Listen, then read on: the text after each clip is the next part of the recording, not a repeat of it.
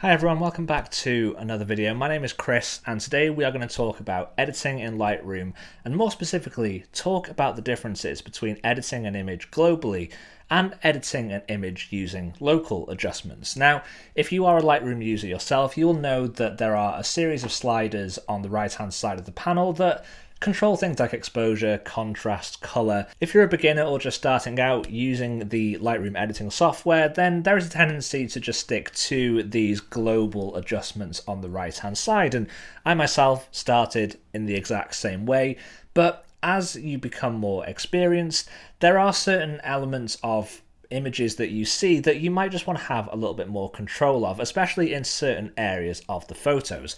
And this is where local adjustments really help. So in today's video, I'm going to, like I said, show you the difference between editing globally and locally. I've got a selection of images pulled up in Lightroom here for a load of different compositions and scenes where I personally like to use local adjustments. And I'm going to show you how I would approach using that in my processing workflow. So if you do find this video helpful, make sure to give it a thumbs up. Really helps me and helps the channel reach more people who might find this type of content useful. And if you haven't already, do just consider hitting that subscribe button and ring the bell. Really helps. Anyway, enough of that. Let's get into some of these photos. I'm going to show you all of this in action.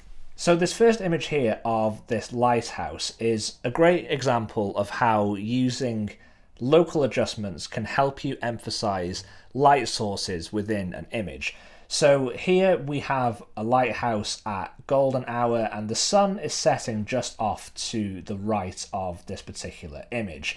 Now, using the global adjustments, we can start to manipulate the highlights and the shadows and maybe change the color temperature, but that's going to change that for the whole image. And I don't want to do that. I want to really start to focus in on that area of sunlight just out of frame, and I want to create a real presence in that part of the image just to help draw the eye in and to really kind of show that there is a sun setting over there. So I can do this using a local adjustment. So if we click on this here, then you can see I've already added it in, and I've added this mask here, which is basically just a linear gradient. And as you can see, all I've done is I've increased the highlights, I've increased the color temperature to make it warmer to again represent where the sun would be and the effect that that would have on the image. And if I turn this on and off, you can see that although it's subtle, it really does help. If we did that globally, it would apply that look to the whole image, and you'll see if you increase the color temperature and increase some of the highlights, it's going to add that to everywhere. And that is fine if that's what you want to do, but for me personally, I would much prefer to just have that subtle area in the top corner just illuminated slightly, because I just think it creates a bit more of a real effect, and it's more reminiscent to what it was like in the field. So in this image here, it's a great example of my overall editing workflow, because what I like to do typically is I like to do all of my global adjustments to kind of set my contrast and get my colors right. In this particular scene here, there's not an awful lot of color going on. It's quite two-tone. It could almost be black and white if it wasn't for the green foliage and some of the colors in some of these rocks. But because of that, there's not really an awful lot we can do, because any small adjustment we're going to make globally is going to be impacting the whole of the scene. And in particular images where you want to sort of, I guess, draw the eye in, if you want to accentuate a certain focal point, then that's where the local adjustments are going to help create that separation. So in images where you're capturing water, for me personally, anywhere where I have a waterfall, I'm always going to use local adjustments to emphasize that further. So what I'm going to do here is, again, I'm just going to go to my adjustments up here. This time I'm just going to use a brush tool. So you don't need to just use gradients. There are a load of different tools at your disposal here. And what I'm going to do is I'm just going to paint onto the water, and I'm going to add some highlights and maybe add some whites here just to give an extra level of emphasis on this part of the image. So the flow of the brush is, it's quite minimal. I'm not doing anything drastic here by any means.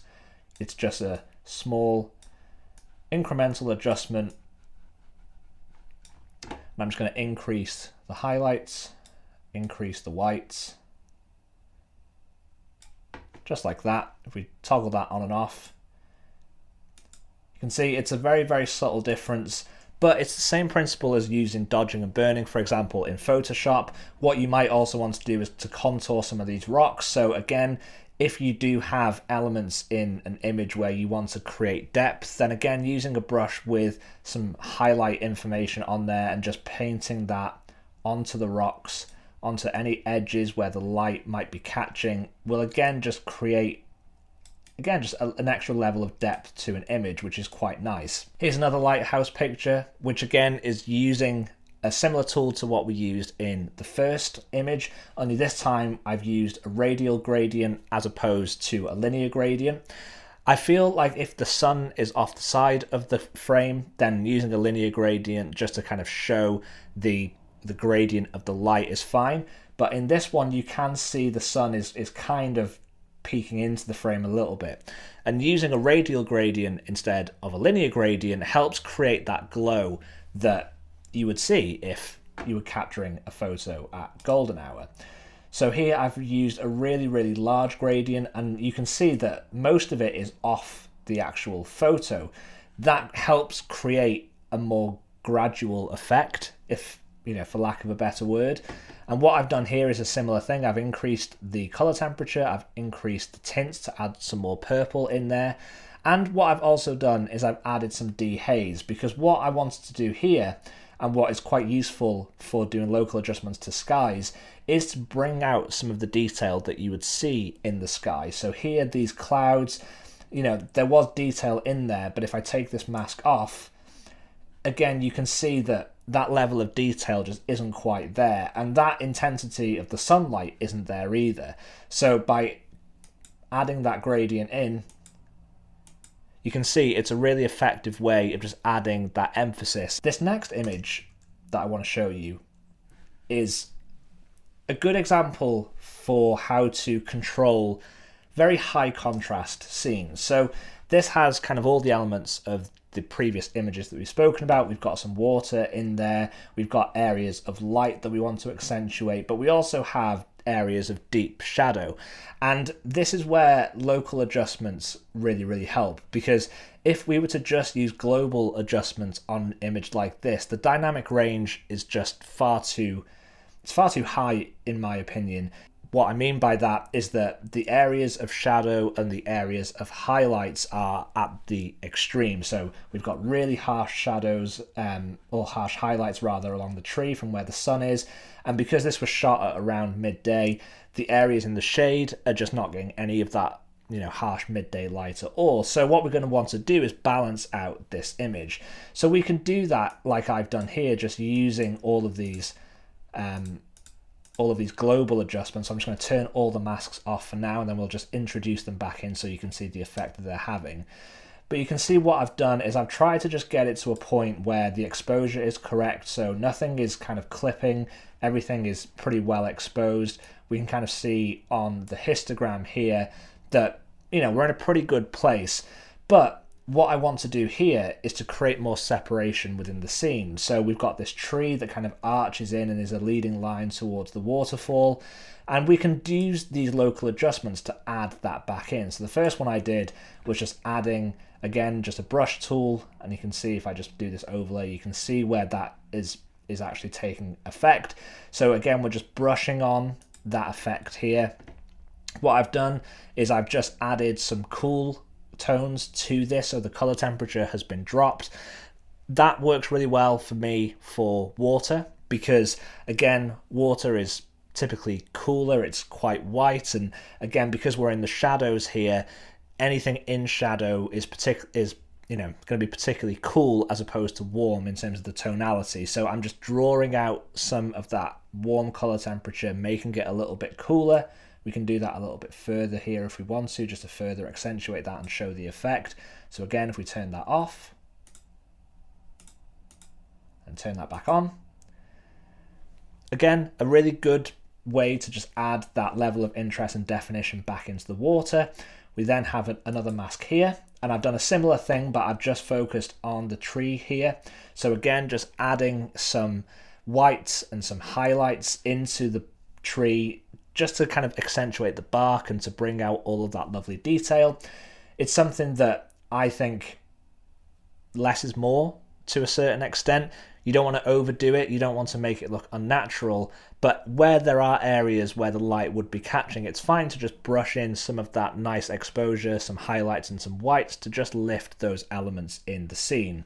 When you look at the composition then as a whole, you have something that is very well balanced in terms of the exposure, but each individual focal point and each element of the composition is treated on its own. And then this final image here, which I'm just going to increase the exposure because I think it's just a little bit too dark for now. But this was a photo taken at sunset. So this is the very, very last of the light on the Isle of Harris, photographed back last September. And there's a couple of things that I did here to help kind of draw the eye into the composition. And this is where, again, local adjustments can be really effective. So again, if we just click on the masks here, so I've added two. The first one is this linear gradient, which is in the bottom corner. So what I wanted to do here was create depth. Now, I love creating depth in my images. It's really, really important to me, and there's a few different ways that I do it, and this is certainly one of those. So what I like to do is create a linear gradient where I drop the exposure and maybe drop the shadows. It depends on the scene as to what you lean on more, exposure or shadows. But what that will do is it just any negative space, I could crop this out. But again, there's a nice balance in the image between the foreground and the sky. So adding a linear gradient in here, and you might not want to make it quite that dramatic, but doing that will draw your eye in. In photography, in images, the eye is always drawn to the brightest portion of the photo. So by adding these dark elements to kind of curve and to lead the eye around the frame, around the image, it's a great way to make sure that your viewer is looking at the part of the image that you want to focus on. So for me here, it was this cottage, this croft, which was catching all of this really dramatic light from the sun, which was setting over on the sort of right hand side of this frame. So adding some darkness in the bottom, again, just lifts the eye, draws it into the center, and I've done the same thing for the sky. So you can do this with a linear gradient, or what you can do is you could just click select sky. What I would do here though is if I was going to do select sky, I would intersect it with a linear gradient, and I would just kind of pull that down, because again, I wouldn't want it to impact these cliffs that you can see in the background. So if you're going to select sky to do any adjustments to the sky, make sure that you intersect it with a linear gradient. So you're going to make that adjustment of the sky gradual. So you can choose where your kind of sky ends and where it kind of blends into the actual landscape. Dehaze is quite a useful tool. Again, if you use it locally, it can be really effective of helping you bring out detail. And by adding dehaze, you're also adding saturation into the image as well. So because this sky was quite blue, because of that stormy atmosphere, adding some dehaze in is just going to bring out some of that color. It's also going to bring out some of these cliffs and ridges and the edges of this landscape that we can see off in the distance. And now the final thing that I want to do on this is, now that we've kind of framed our house using these linear gradients, I want to create another local adjustment to just emphasize the light that's hitting this house. So we're going to be, again, really, really subtle with this, but I'm just going to select a brush. I'm just going to paint this on. I'm doing this pretty quick and quite rough, so you can definitely take a bit more time. But you can see on some of these mounds in the background on the undulating landscape that we're getting some golden light on there, which is just being caught by the sun. So I'm going to again just do some brush strokes on here just to again make sure that that is being captured. And then all I want to do is just increase the highlights, increase the white slightly. Not too much. You see, if you go too far, it looks a little bit unnatural. So you do want to be careful not to overdo it. And I'm just going to add some warmth into that and maybe increase the saturation, because if the light is hitting something, when the light hits any color, it tends to make it more saturated. So I want to try and replicate that as well. So we turn that on and off. So there's, without the local adjustment, and there's with. Again, like I always say, very, very subtle, but very effective. So that's a quick look at my workflow when it comes to global versus local adjustments. I tend to use global adjustments to get my base level image in terms of contrast and brightness and color. And then I want to look at that composition and I want to pinpoint the areas of focus. I want to draw the viewer's eye into the areas of the image that I think are most noteworthy. And that's where local adjustments for me become really effective. So I hope you found this video useful. If you did, like I said, make sure to give it a thumbs up. And I will hopefully be making future videos in this type of processing and editing and that kind of thing. So if that's something that you would enjoy, let me know in the comments below. Thank you ever so much for watching. Enjoy the rest of your weekend, and I will see you all in the next video.